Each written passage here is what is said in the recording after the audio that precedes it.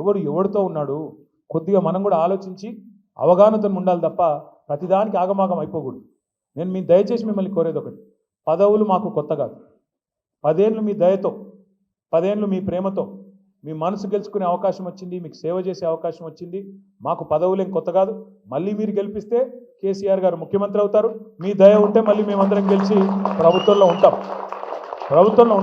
మాకు కొత్త కాదు, పదవులేం కొత్త కాదు, సేవ చేయడం కొత్త కాదు, కొట్లాట అంతకంటే కొత్త కాదు, అరెస్టులు కావడం అంతకంటే కొత్త కాదు. ఉద్యమంలో అరెస్టుకు పోయాం, జైలుకు పోయాం. ఇదే కాంగ్రెస్ వాళ్ళు ఆనాడు అప్పుడు కూడా దొక్కిండ్రు, అప్పుడు కూడా ఇబ్బంది పెట్టిండ్రు. అయ్యేం కొత్త కాదు. కానీ నేను దయచేసి మిమ్మల్ని కొడతా ఉన్నాను. ఇవాళ మేము కంటగింపుగా మారినాం రేవంత్ రెడ్డికి? సబితక్కతో మాతో ఏంది పంచాయతీ? ఆయనకి మాకేమైనా గెట్టు పంచాయతీ ఉందా? ఆయనకు మాకు? నేనేమైనా కొడంగల్లో భూములు కొనడానికి పోతే వాళ్ళ అన్న తిరుపతి రెడ్డితో నాకేమైనా తగాదా ఉందా? ఏమిలే, నాకేమో కొడంగల్లో భూమి లేదు, ఏమి లేదు. కానీ ఎక్కడొస్తుంది పంచాయతీ? కొడంగల్లో నువ్వు పేదవాళ్ళ భూములు ఎందుకు గుంజుకుంటున్నావు? అక్కడ గిరిజనుల మీద ఎందుకు దౌర్జన్యం చేస్తున్నావు? అక్కడ ఎందుకు 60-70 లక్షల ఎకరం విలువ చేసే భూమిని 10 లక్షలకు గుంజుకుంటున్నావు? ఇక్కడ ఫార్మాసిటీ రద్దెందుకు అంటున్నావు? అక్కడ ఫార్మాసి విలేజ్ ముద్దెందుకు అంటున్నావు అని మేము అడిగితే ఆయన కోపం వస్తున్నది. మూసీలో 1100 కోట్లతో అయిపోయేదానికి 1,50,000 కోట్లు ఎందుకు ఖర్చు పెడుతున్నావు అంటే కోపం వస్తున్నది. రైతు బంధు ఎగ్గొడుతున్నావు, దీనికి పైసలు లేవు. స్కూటీలు ఇస్తా అన్నావు, దానికి పైసలు లేవు. తులం బంగారానికి పైసలు లేవు, దేనికి పైసలు లేవు. అక్కడ మాత్రం మూసీలో 1,50,000 కోట్లు ఎవరి కోసం పోస్తున్నావు అంటే కోపం వస్తున్నది. అర్హత లేని బావమరిది కంపెనీకి 1,100 కోట్ల రూపాయలు ఎట్లిచ్చినావు, ఎవడబ్బసొమ్మని ఇచ్చినావు అంటే కోపం వస్తున్నది. పొంగులేటి శ్రీనివాసరెడ్డి గారు బాంబుల శాఖ మంత్రి, ఆయన ఇంటి మీద ఈడీ రైడ్ అయింది, ఎందుకు ఏం దొరికిందో చెప్తలేరు అంటే కోపం వస్తున్నది. ఆ కోపమంతా మమ్మల్ని ఏదో కేసులు పెట్టి గొంతు నొక్కి లోపల వారేస్తే మాట్లాడేటోడు ఉండడు అని అనుకుంటా ఉన్నారు.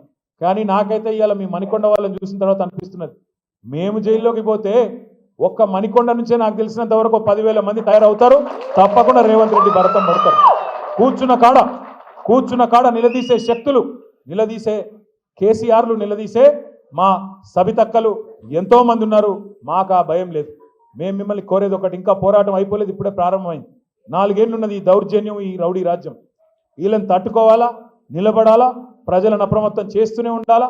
అడగాల మీ ఎమ్మెల్యే గారిని అడగాల, మణికొండకు వస్తే ఎందుకోసం పోయినవయ్యా అని అడగాల, ఏం తెచ్చినావు అని అడగాల, ఏమిటి కోసం పోయినావు, బీఆర్ఎస్ పార్టీ చేసిన దానికంటే ఈయన ఏం ఎక్కువ చేస్తాడు, దేనికోసం పోయినావు అని అడగాల. వ్యక్తిగత స్వార్థం కోసం పోయినావా, ఏమన్నా భూముల పంచాయతీలు సాల్వ్ చేసుకోవడానికి పోయినావా, ఆ రియల్ ఎస్టేట్ సామ్రాజ్యంలో నీకు కూడా వాళ్ళు ఇసిరే ఎంగిలి మెతుకుల కోసం పోయినావా, దేనికి కోసం పోయినావా అనే మాట స్పష్టంగా అడగాలి. ఒకవేళ అభివృద్ధి కోసం పోయినా అంటే శేర్లింగంపల్లి ఎమ్మెల్యే అదే చెప్తా ఉన్నాడు, అభివృద్ధి కోసం పోయినా అంటున్నాడు. మాకు కొన్ని విచిత్రం అనిపిస్తాయి. ఇదే శేర్లింగంపల్లి ఎమ్మెల్యే గారు ఎన్నికలకు ముందు ఒక పాంప్లెట్ వేసినాడు, 9,500 కోట్ల రూపాయలతో అభివృద్ధి టీఆర్ఎస్ హయాంలో జరిగింది అన్నాడు. నేను ఎమ్మెల్యే గారిని అడుగుతా ఉన్నా, మీ ప్రకాష్ గౌడ్ను కూడా అడుగుతున్నా, 9,500 కోట్ల రూపాయలతో శేర్లింగంపల్లి అభివృద్ధి కేసీఆర్ చేస్తే మరి రేవంత్ రెడ్డి నాయకత్వంలో పోయినావు కదా, నువ్వు గెలిచి ఇక్కడ గెలిచి అక్కడ పోయినావు కదా, మరి అంతకంటే కనీసం 1,000 కోట్లు ఎక్కువ తేవాలి కదా నువ్వు. 9,500 కేసీఆర్ ఇస్తే 10,500 కోట్లన్నా రేవంత్ రెడ్డి ఇస్తేనే కదా నువ్వు అభివృద్ధి కోసం పోయినట్టు. రాజేంద్ర నగర్ ఎమ్మెల్యే కూడా అదే దానికి లోబడి ఉండాలి కదా.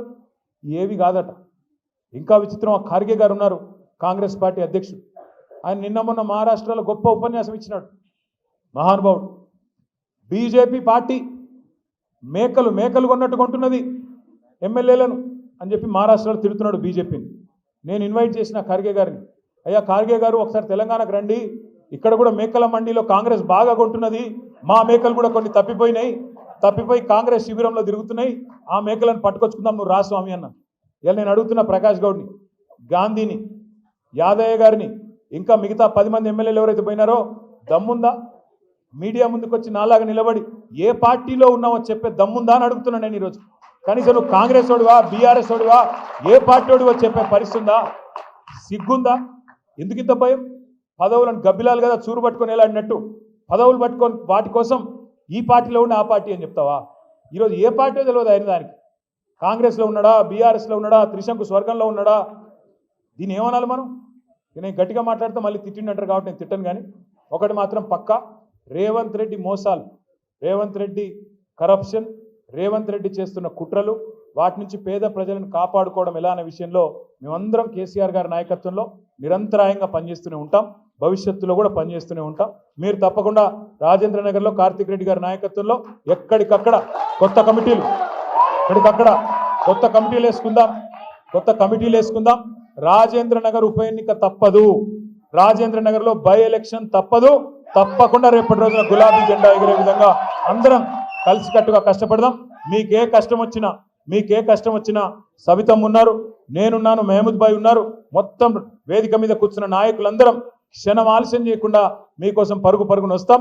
ఎవ్వరూ భయపడాల్సిన పని కానీ బాధపడాల్సిన పని కానీ ఉండొద్దు అని చెప్పి కూడా కోరుకుంటూ